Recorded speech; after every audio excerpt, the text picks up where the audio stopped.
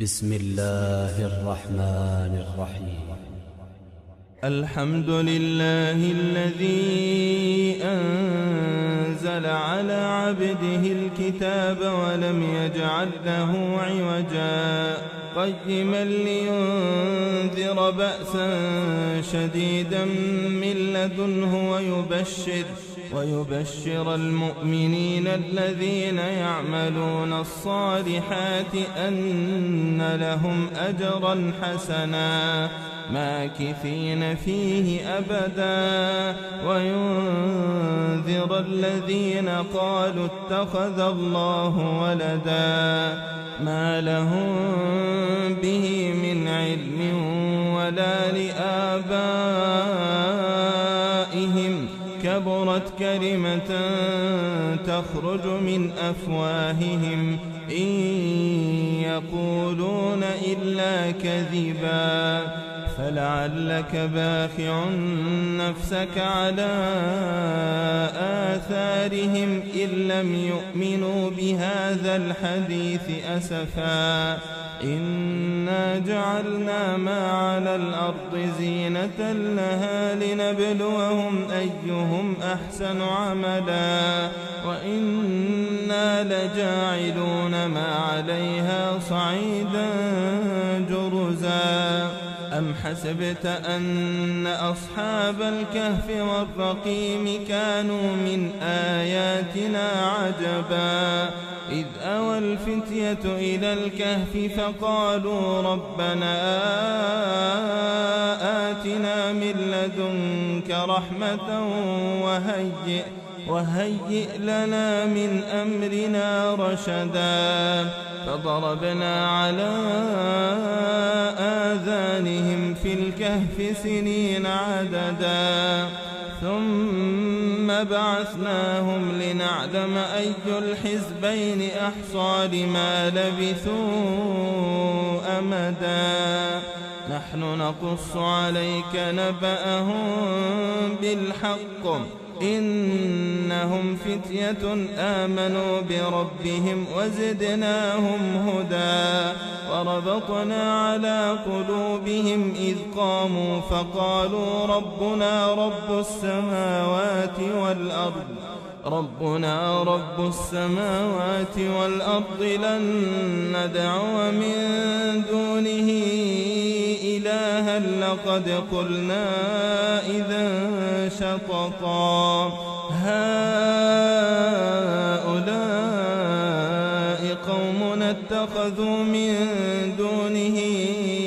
آلهة لولا يأتون عليهم بسلطان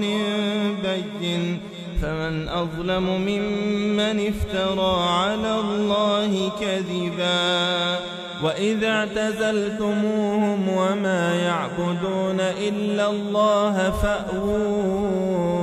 إلى الكهف ينشر لكم ربكم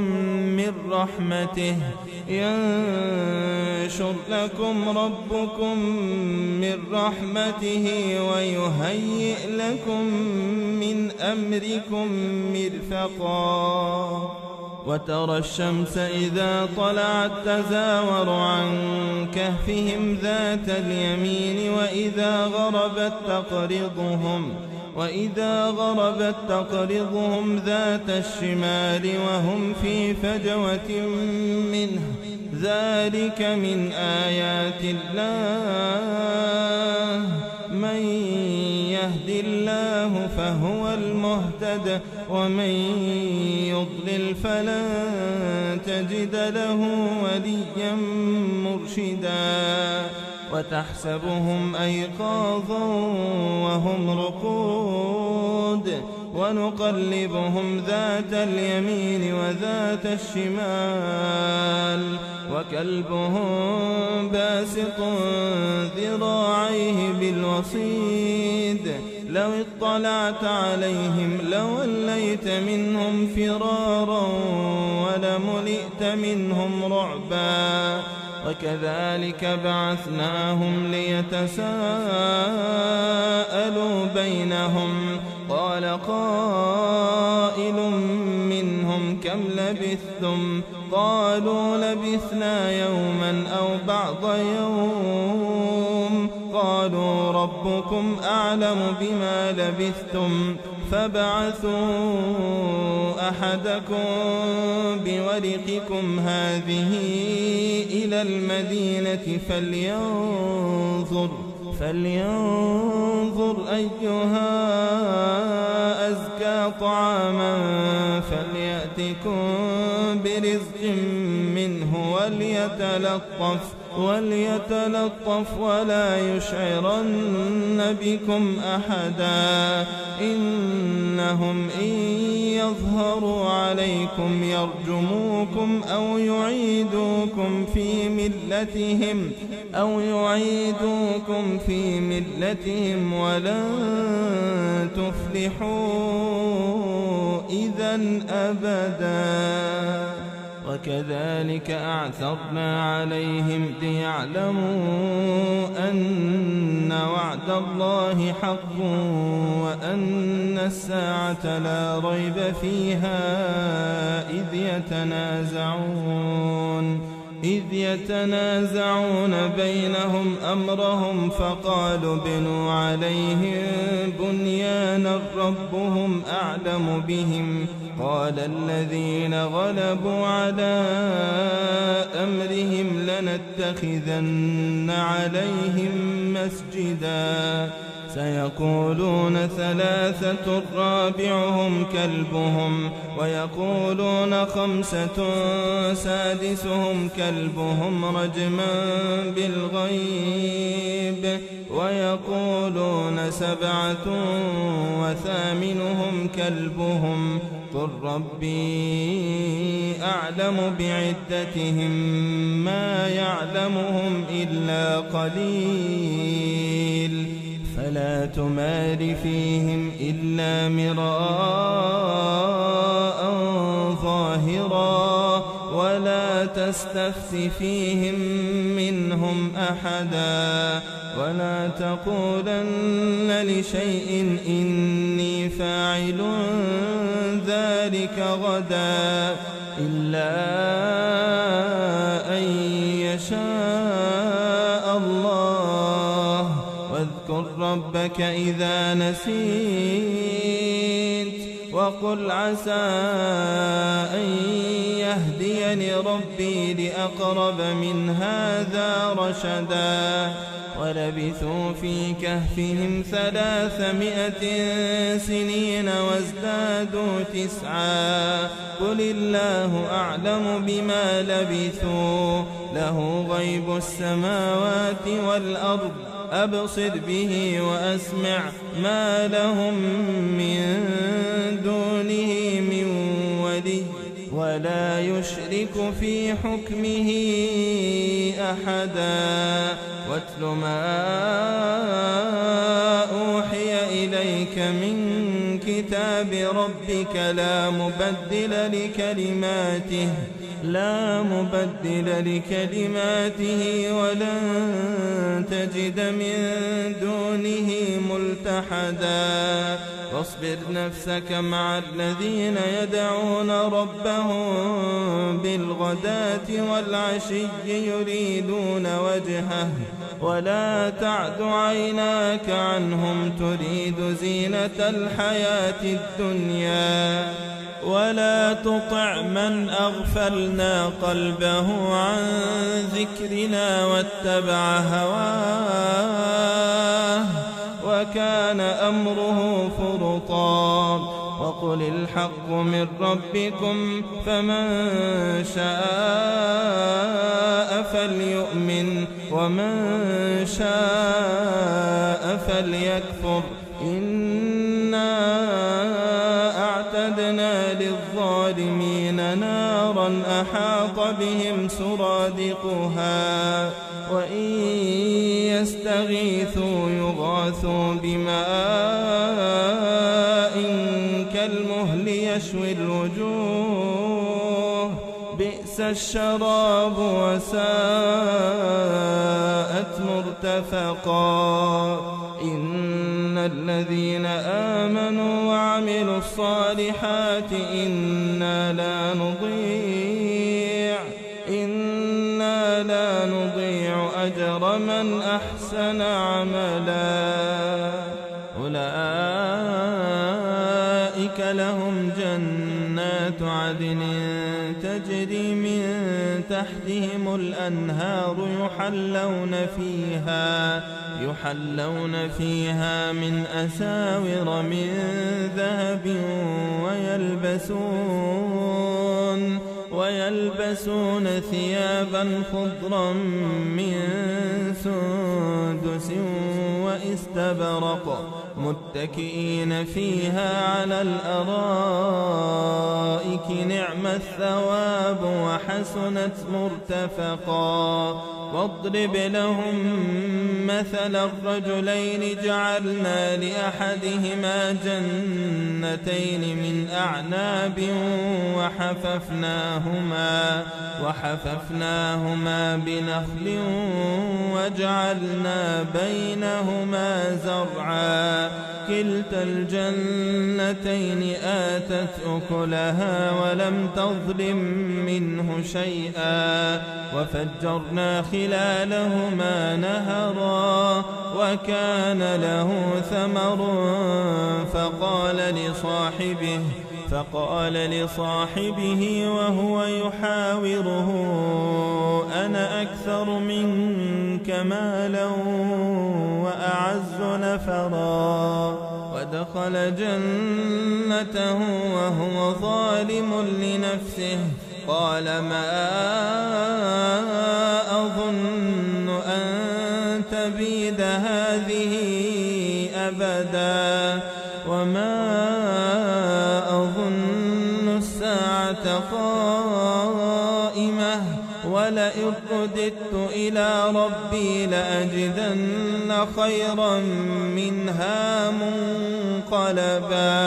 قال له صاحبه وهو يحاوره أكفرت بالذي خلقك من تراب ثم من نطفة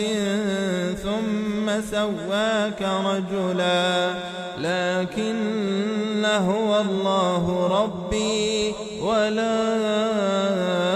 أشرك بربي أحدا ولولا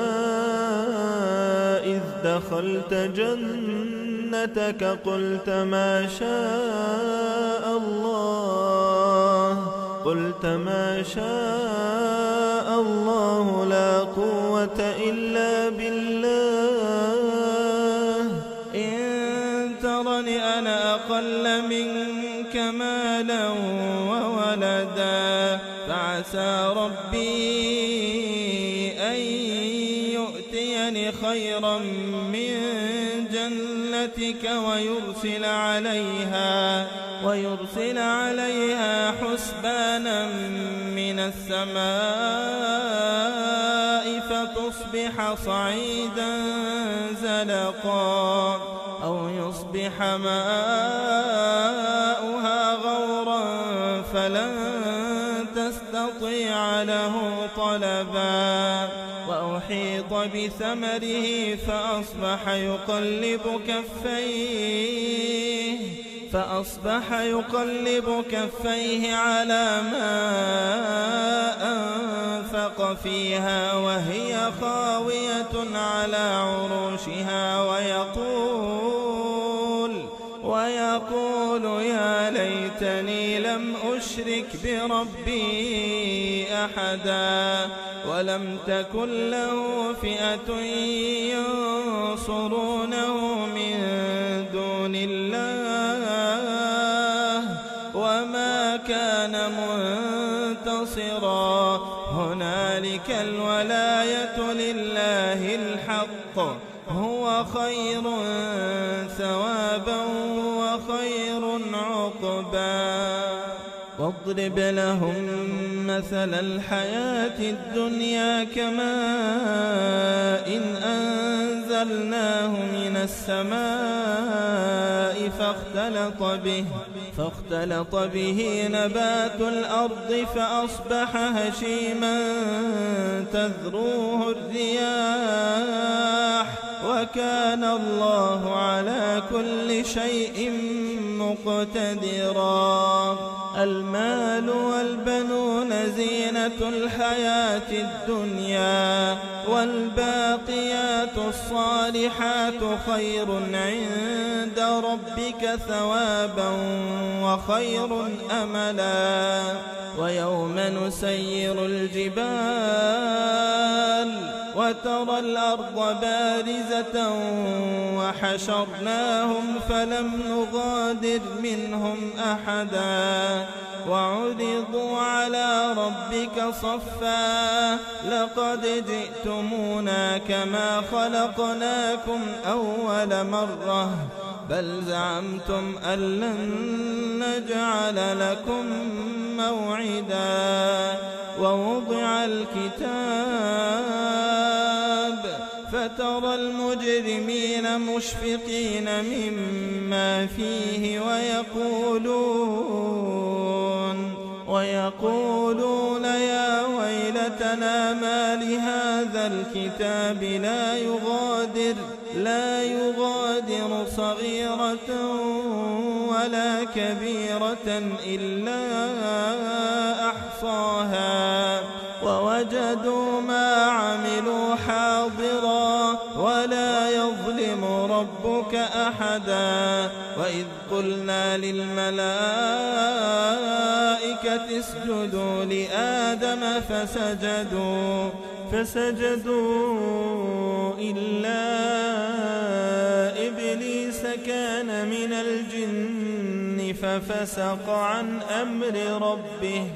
أفتتخذونه وذريته أولياء من دوني وهم لكم عدو بئس للظالمين بدلا. ما أشهدتهم خلق السماوات والأرض ولا خلق أنفسهم وما كنت متخذ المضلين عضدا. ويوم يقول نادوا شركائي الذين زعمتم فدعوهم فلم يستجيبوا لهم وجعلنا بينهم موبقا. ورأى المجرمون النار فظنوا أنهم مواقعوها ولم يجدوا عنها مصرفا. ولقد صرفنا في هذا القرآن للناس من كل مثل وكان الإنسان أكثر شيء جدلا. وما منع الناس أن يؤمنوا إذ جاءهم الهدى ويستغفروا ربهم إلا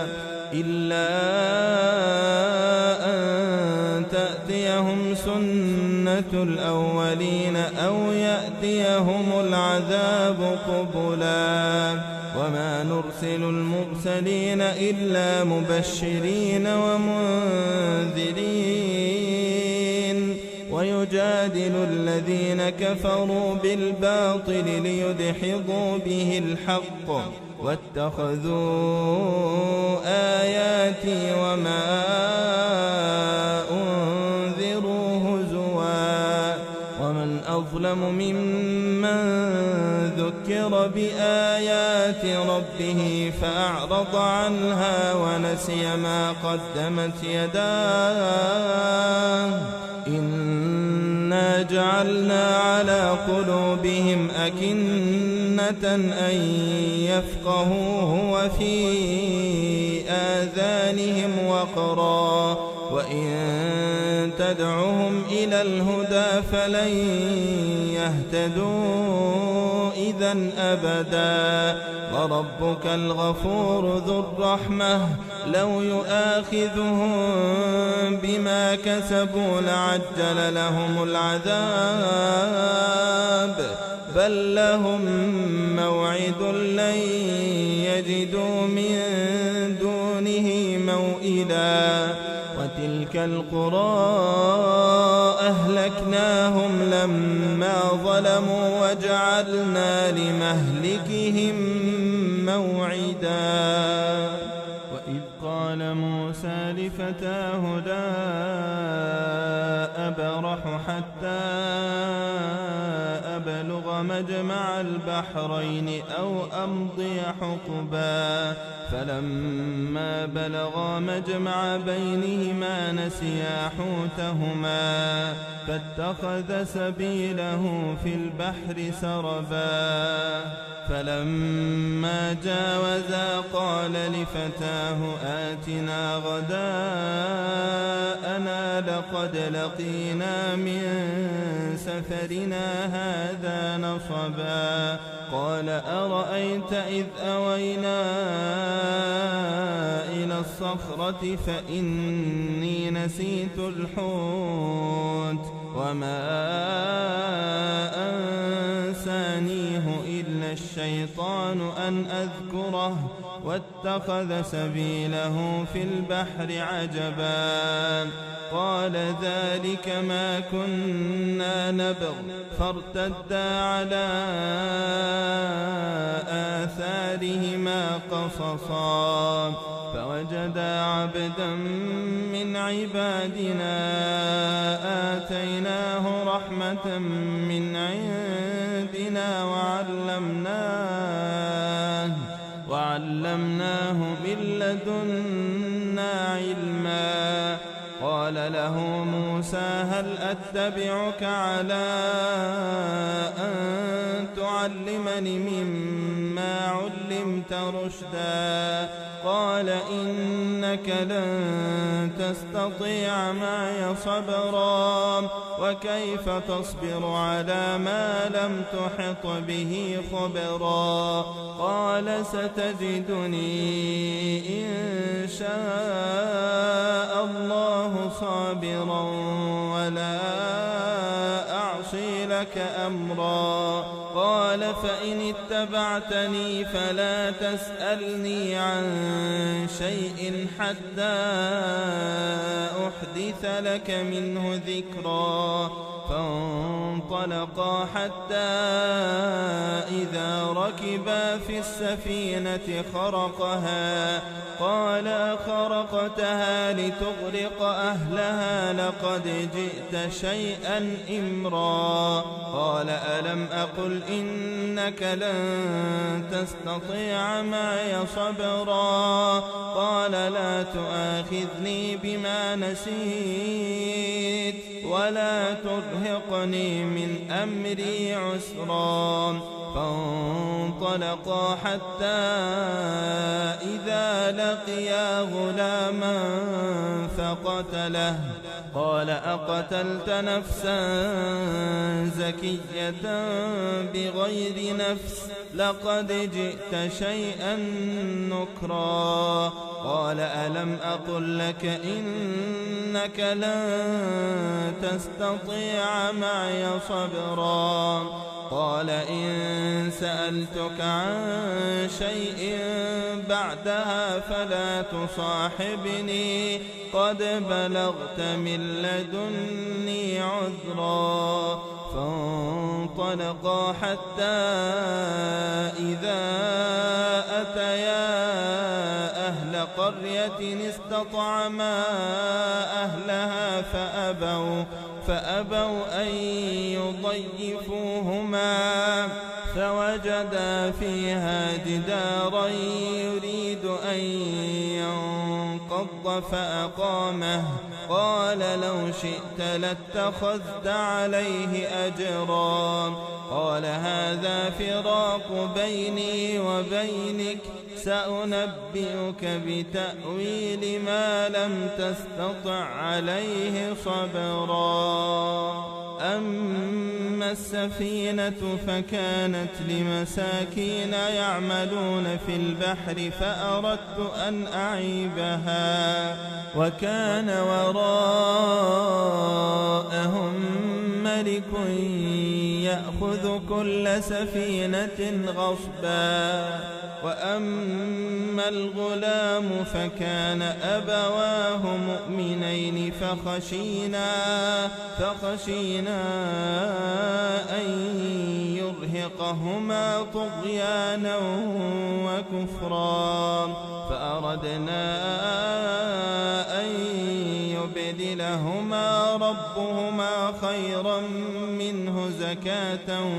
وأقرب رحما وأما الجدار فكان لغلامين يتيمين في المدينة وكان تحته كنز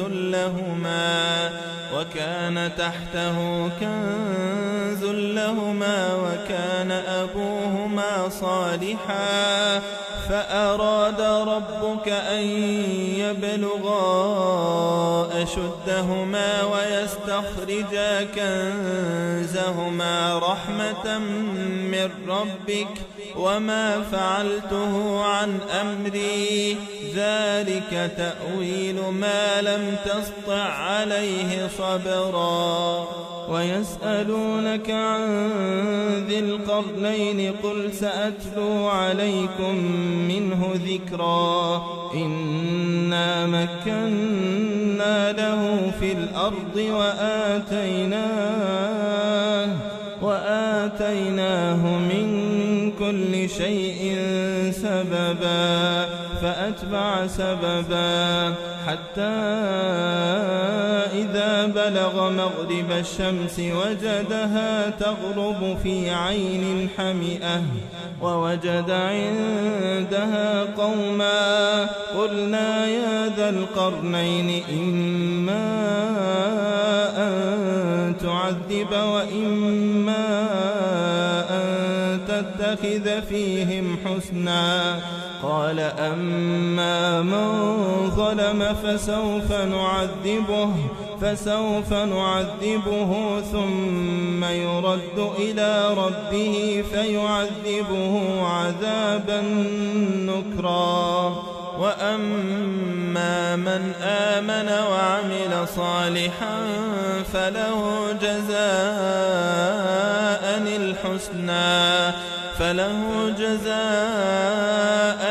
الحسنى وسنقول له من أمرنا يسرا ثم أتبع سببا حتى إذا بلغ مطلع الشمس وجدها تطلع على قوم لم نجعل لهم من دونها سترا كذلك وقد أحطنا بما لديه خبرا ثم أتبع سببا حتى إذا بلغ بين السدين وجد من دونهما قوما لا يكادون يفقهون قولا قالوا يا ذا القرنين إن يأجوج ومأجوج مفسدون في الأرض فهل نجعل لك خرجا على أن تجعل بيننا وبينهم سدا قال ما مكني فيه ربي خير فأعينوني بقوة أجعل بينكم وبينهم ردما آتوني زبر الحديد حتى إذا ساوى بين الصدفين قال انفخوا حتى إذا جعله نارا قال آتوني أفرغ عليه قطرا فما استطاعوا أن يظهروه وما استطاعوا له نقبا قال هذا رحمة من ربي فإذا جاء وعد ربي جعله دكاء وكان وعد ربي حقا وتركنا بعضهم يومئذ يموج في بعض ونفخ في الصور فجمعناهم جمعا وعرضنا جهنم يومئذ للكافرين عرضا الذين كانت أعينهم في غطاء عن ذكري وكانوا لا يستطيعون سمعا أفحسب الذين كفروا أن يتخذوا عبادي من دوني أولياء إنا أعتدنا جهنم للكافرين نزلا قل هل ننبئكم بالأخسرين أعمالا الذين ضل سعيهم في الحياة الدنيا وهم يحسبون أنهم يحسنون صنعا أولئك الذين كفروا بآيات ربهم ولقائه فحبطت أعمالهم فلا نقيم لهم يوم القيامة وزنا ذلك جزاؤهم جهنم بما كفروا واتخذوا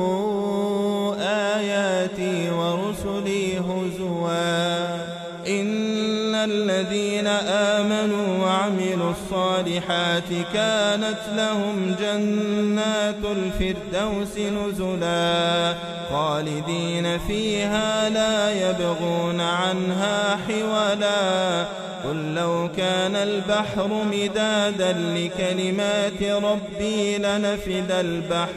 لنفد البحر قبل أن تنفد كلمات ربي ولو جئنا بمثله مددا قل إنما أنا بشر مثلكم يوحى إلي أنما إلهكم إله واحد فمن كان يرجو لقاء ربه فليعمل عملا